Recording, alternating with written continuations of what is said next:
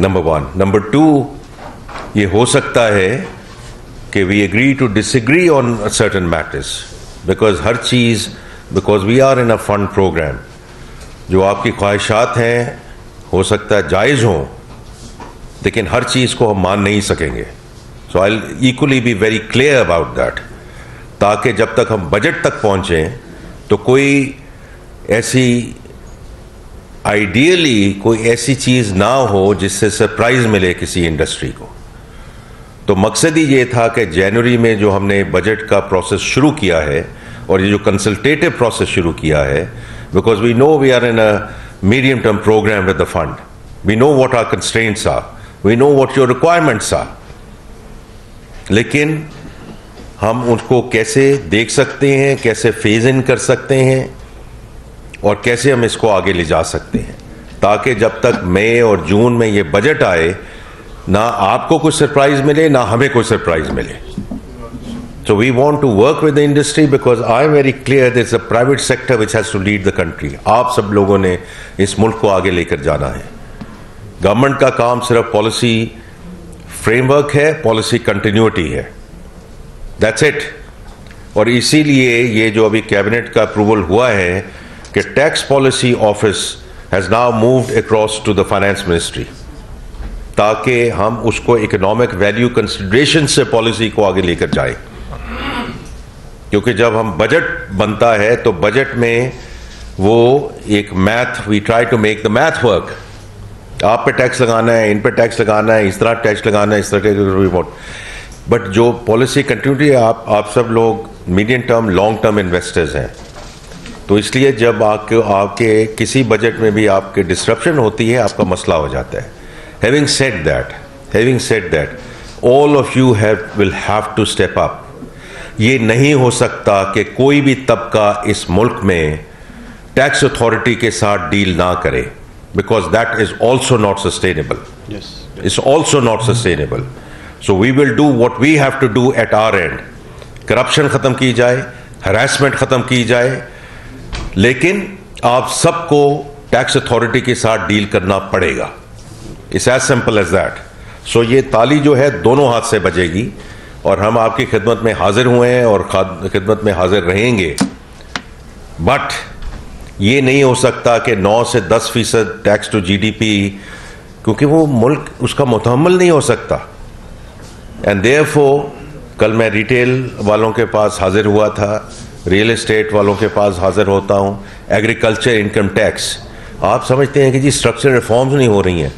ये 75 साल में पहली दफा एग्रीकल्चर इनकम टैक्स लगा है इस मुल्क में थ्रू द असेंबलीज. तो कौन क्या ये कहता है और कि ये यहाँ स्ट्रक्चरल रिफॉर्म्स नहीं हो रही हैं. तो हमें सब तबकात को साथ लेकर चलना पड़ेगा. मेरी सबसे ये दरख्वास्त है कि देखें आप अपना अपना जो टैक्स है वो अदा करें, because otherwise we will keep on going back to the same for बो. और वो सैलरी क्लास हो, आप जैसे जो लोग हों जो मैन्युफैक्चरिंग में हैं, वो अब उसके मुतहम्मल नहीं हो सकते. Can we go back in the next budget and put more taxes on you? Yes we can, but is that sustainable? The answer is no. तो इसलिए बाकी सारे जो तबकात हैं, मेरी उनसे मुदबाना तरीके से गुजारिशात हैं. और इसीलिए मैंने पहले भी ये बात की है कि मैं जो प्रोविंशियल गवर्नमेंट्स हैं और जो प्रोविंशियल चीफ मिनिस्टर्स हैं, मैं उनका बहुत मशकूर हूँ कि they actually stepped up and they allowed the agriculture income tax at least to be passed through their legislatures. ये कब हुआ है इस मुल्क में?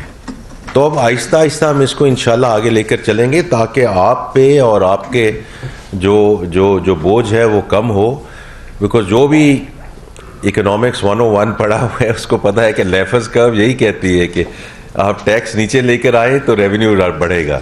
वो हम सबको मालूम है, लेकिन we have to deal with this at this point in time. लेकिन आपकी बात मैंने बड़ी मुफस्सल तरीके से बात की है, आई एम श्योर ये फैसलाबाद चेंबर में भी आएगी. But I just wanted to ensure this goes across all chambers. Everyone will have to step up. Everyone will have to step up and capacitize themselves in terms of this. और हमारा ये है, ये हमारे मेरे सीनियर कॉलीग्स जहाँ मौजूद हैं, member income tax, member customs, ये दोनों यहाँ मौजूद हैं, मेरे सीनियर कॉलीग्स हैं। हम इनके साथ गुफ्तगू करेंगे, लेकिन हर एक को नेट में आना है। जी, थैंक यू वेरी मच। चूँकि टाइम शॉर्ट था और मैं कुछ चीज़ें जो आज के पॉइंट में हमने डिस्कस की, ये मैं चूँकि एक्चुअली सर का ये फ़ायदा हुआ कि टाइम पर आ गया तो हमारी भी कुछ बातें सुन ली, बाकी तो नीचे डिटेल में मीटिंग होगी। लेकिन जो आज का हमारा जो मुश्तरका एक है वो मैंने इख्तियार किया, उसमें फिर बाद में आपसे शेयर कर लूँगा जो अमेंडमेंट्स हुई। लेकिन जो आज की डिस्कशन के बाद, चूँकि टाइम शॉर्ट था, मैंने ड्यूरिंग दैट ये तो जो आज की हमारी सर डिस्कशन थी तमाम चैम्बर्स की, जो जिसमें मैं पहले शुक्रगुजार हूँ फेडरेशन चैम्बर ऑफ कॉमर्स का, बाकी तमाम पाकिस्तान के चैम्बर्स का जो यहाँ तशरीफ़ लाए और जो ऑनलाइन है। चूँकि आज के डिस्कशन के बाद बजट भी आ रहा है और जो हम बातें कर रहे हैं, कुछ बातें हमारे ऑनरेबल फाइनेंस मिनिस्टर साहब ने सुनी भी हैं, लेकिन कुछ चीज़ें हैं जो कि मैं डिस्कशन में कुछ मिस भी हुई। तो सबसे पहले पाकिस्तान की इकॉनमी स्टेबल हो रही है, लेकिन जो चीज़ें हैं उसको डिस्कशन जो हमने की, मैं उसको डिस्कस